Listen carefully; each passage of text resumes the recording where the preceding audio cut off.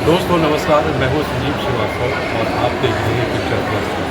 दोस्तों आज मैं जहाँ हूँ वो जगह आप देख सकते हैं, ये मिराज सिनेमा है और इसी मिराज सिनेमा में लगा हुआ है, आप देख सकते हैं ये सितारे ज़मीं पर फिल्म लगी हुई है और ये फिल्म इन दिनों देश में चर्चा के विषय बनी हुई है और हम सब लोग इस फिल्म को देखने आए थे। सब लोग कहने का मतलब ये कि परिवार के सारे सदस्य एक साथ इस फिल्म को देखने के लिए आए थे।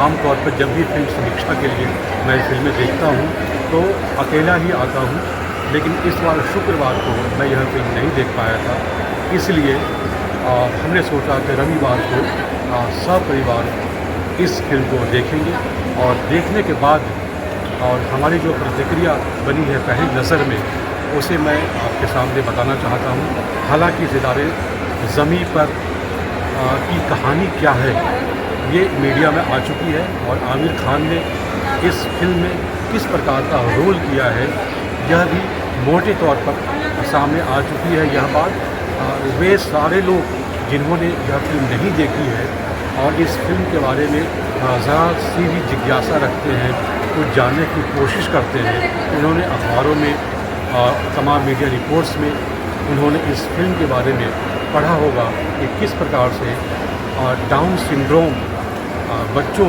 को लेकर के यह फिल्म बनाई गई है और एक मानवीय संवेदना जगाने की कोशिश की गई है इस फिल्म के जरिए। ईमानदारी से मैं बताऊं कि जब मैंने यह फिल्म देखी तो उसके बाद जो हमारा पर्सनल व्यू जो बना वह निश्चित तौर पर इस फिल्म के पक्ष में जाता है और हमें भी ऐसा महसूस होता है कि यह इस प्रकार की फिल्म है जो आम तौर पर हिंदी फिल्म इंडस्ट्री में बहुत कम ही बन पाती है। और जैसा कि हम सभी जानते हैं कि आमिर खान ने इसको स्पेनिश द चैम्पियंस का हिंदी अडैप्टेशन बनाया है और इसमें रियल लाइफ कैरेक्टर्स को रखा गया है जो कि डाउन सिंड्रोम के शिकार हैं। डाउन सिंड्रोम का मतलब यह है कि जो उम्र के हिसाब से जिनकी बौद्धिक क्षमता विकसित नहीं हो पाई वैसे लोगों को यहाँ पर किरदार बनाया गया है। जाहिर सी बात है कि डायरेक्टर आर.एस. प्रसन्ना के सामने यह एक बहुत बड़ी चुनौती रही है कि उन्होंने उस तरह के किरदार को तैयार किया और उनसे एक्टिंग करवाई, संवाद बुलवाए और फिर उसके बाद उसको एक फीचर फिल्म के रूप में प्रस्तुत किया।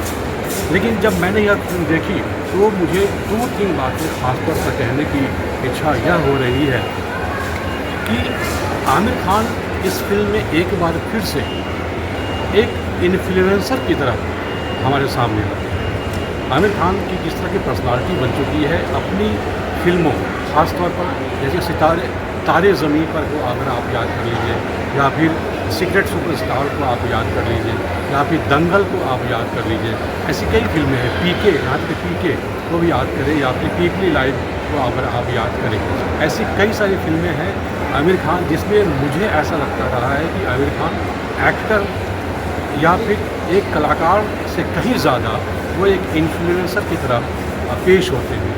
सितारे ज़मीन पर फिल्म में भी आमिर खान एक बार फिर से वही इन्फ्लुएंसर वाली भूमिका उन्होंने निभाने की कोशिश की है। हालांकि यहाँ पर उनका जो कैरेक्टर है थोड़ा एक अलग मिजाज का कैरेक्टर है जो कि आम इंसान से थोड़ा सा अलग हटकर सोचता है, ज़िंदगी के बारे में, परिवार के बारे में, खेल के बारे में, इन सब के बारे में वो थोड़ा अलग सोचता है जो कि जिसको हम नॉर्मल कहते हैं उस नॉर्मल से हट कर सोचता है। और इस फिल्म की बात अगर हम करें तो यहाँ भी एक नॉर्मल शब्द को लेकर के एक फिलॉसफी रखी गई है कि हर व्यक्ति का अपना अपना एक नॉर्मल होता है, जिसको हम नॉर्मल नहीं मानते हैं वह भी अपनी दुनिया में एक नॉर्मल है, उसके लिए वह नॉर्मल दुनिया है। यहाँ एक फिल्म थॉट की तरह हमारे सामने आती है, लेकिन कुछ बातें ऐसी है जो हमें ऐसी लगती है कि जैसे कि आमिर खान इस फिल्म में खुद के बजाय अगर किसी और से एक्टिंग करवाते जो गुलशन अरोड़ा का किरदार है उसके बदले उसमें आमिर खान खुद के बदले किसी एक ऐसे कलाकार को क्या चाहते तो पेश कर सकते थे जिनका इमेज थोड़ा अलग हो और इस फिल्म में उनके होने से कुछ एक अलग बात बनती है। इसके अलावा कई बार ऐसा लगता है कि जैसे आमिर खान इस फिल्म में शुरू से लेकर आखिरी तक बिल्कुल छाए हुए हैं। आमतौर पर जिस तरह कि सलमान खान की फ़िल्मों में आप देखते होंगे तो सलमान खान पूरी फ़िल्म में छाए रहते हैं। इसी तरीके से आमिर खान भी इस फ़िल्म में छाए हुए हैं और जितने भी डाउन सिंड्रोम के शिकार लोगों से एक्टिंग करवाई गई है वे सारे लोग बहुत ही परफेक्ट तौर पर उन्होंने एक्टिंग की है। बहुत ही प्रशंसा की बात है, ख़ासतौर पर आर.एस. प्रसन्ना के लिए, डायरेक्टर के लिए। इसके अलावा कुछ सीन ऐसे हैं जो कि बहुत ही इमोशनल लगते गए हैं, बहुत ही इमोशनल सीन है।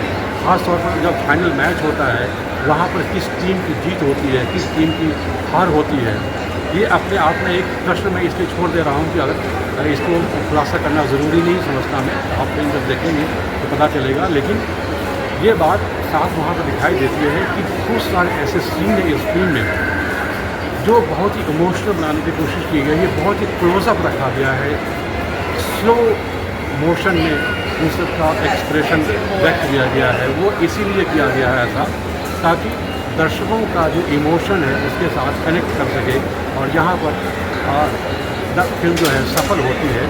एक दो चीज़ें ऐसी है जैसे कि उनकी माँ, आमिर खान की जो माँ है, उनका जिस तरह से बाद में आगे जाती है, होटल में रहती है, ये सब चीज़ें हो सकता है बहुत सारे लोगों को रास ना आती हो।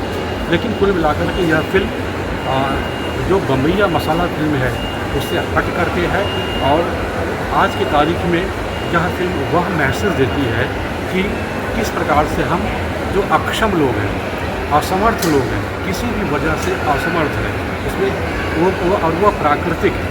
अगर वो अक्षम है, असमर्थ है तो उसके प्रति भी हम किस प्रकार से एक सकारात्मक भावना रखें, सकारात्मक विचार रखें, उसको प्रोत्साहन की भावना के साथ उसके साथ हम पेश आएँ। तो इस प्रकार की यह एक फिल्म है जो अपने आप में एक बड़ी कोशिश है। देखते हैं। हालांकि जब मैं इस फिल्म के सिनेमा हॉल में था तो मुझे काफ़ी भीड़ भाड़ दिखाई दी, सिनेमा हॉल पूरी तरह से भरा हुआ था। यह इस फिल्म के लिए बहुत ही पॉजिटिव साइन है। आशा करता हूँ कि जो अगला हफ्ता है वह हफ्ता भी इसी प्रकार से देखने को मिलेगा। अगर ऐसा होता है कि बहुत सारे निर्माता निर्देशक जो नई नई कहानी खोजते हैं उनके लिए एक ये प्रेरणा बिंदु साबित हो सकती है यह फिल्म कि वह भी कुछ ऐसी फिल्में बनाए। हालांकि ऐसी बहुत सारी फिल्में बन चुकी है, बर्फी फिल्म बन चुकी है, मैं कई सारी फिल्मों के कितने नाम याद दिलाऊँ मैं आपको, जो आमतौर पर जो दिव्यांग किरदार है उन सब पर आधारित बहुत सारी फिल्में बन चुकी हैं, लेकिन इसमें रियल कैरेक्टर को रखा गया है। यह एक बड़ी उपलब्धि साबित हो जाती है। देखते रहिए पिक्चर प्लस, यानी कि ज़िंदगी का बायस्कोप। नमस्कार।